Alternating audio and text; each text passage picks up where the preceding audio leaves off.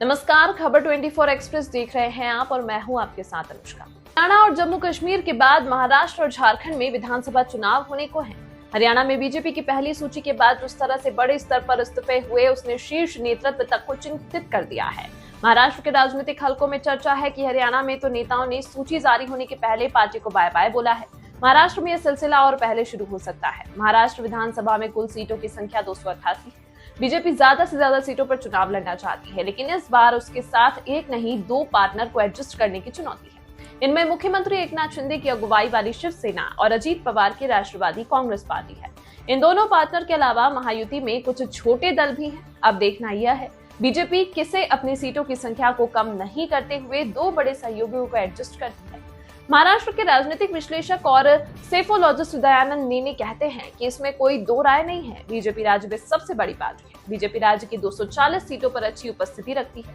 यही बीजेपी की मजबूती है। लेकिन 2024 विधानसभा चुनाव के लिहाज से देखें तो पार्टी के सामने चुनौती है कि जहां वह जीती है और नंबर 2 पर रही है, उन सीटों को अपने पास रखे, क्योंकि वहां के नेता टिकट की उपेक्षा लगाए हुए हैं।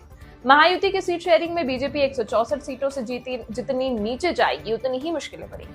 बीजेपी के जिन नेताओं को टिकट नहीं मिलेगा, उनके सामने दो ही विकल्प होंगे, या वे महायुति के कैंडिडेट को स्वीकार करें या फिर किसी और पार्टी से चुनाव लड़ें। मुंबई से खबर 24 एक्सप्रेस के लिए आकाश ढाकी की रिपोर्ट देखिए।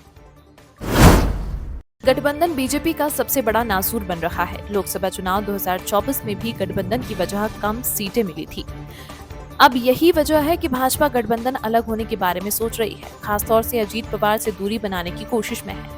बता दें कि बीजेपी ने 2019 के चुनावों में उद्धव ठाकरे की अगुवाई वाली अविभाजित शिवसेना को 124 सीटें दी थी। हालांकि शिवसेना 56 सीटें ही जीत पाई थी।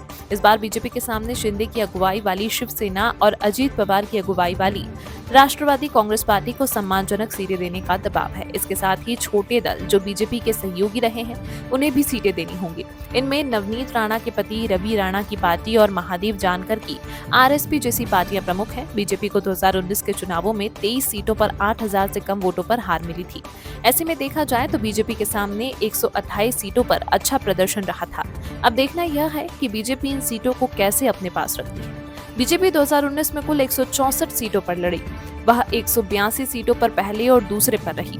इसी प्रकार से 2014 में भी बीजेपी 260 स्थानों पर लड़ी और 160 सीटों पर पहले और दूसरे स्थान पर रही। राजनीतिक विश्लेषक दयानंद नेने कहते हैं, पार्टी के सामने चुनौती यही है कि अगर 140 सीटों पर लड़ेगी तो 20 सीटों पर बीजेपी के नेता पार्टी छोड़ सकते हैं, क्योंकि यहाँ पर पार्टी की स्थिति पहले या दूसरे स्थान की रही है।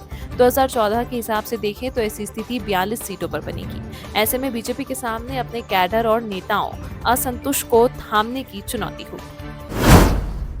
यह खबर आपको कैसी लगी, हमें कमेंट करके अपनी राय जरूर दें। साथ ही इसी तरह की खबरों को देखने के लिए हमारे चैनल खबर 24 एक्सप्रेस को अभी सब्सक्राइब करें। धन्यवाद।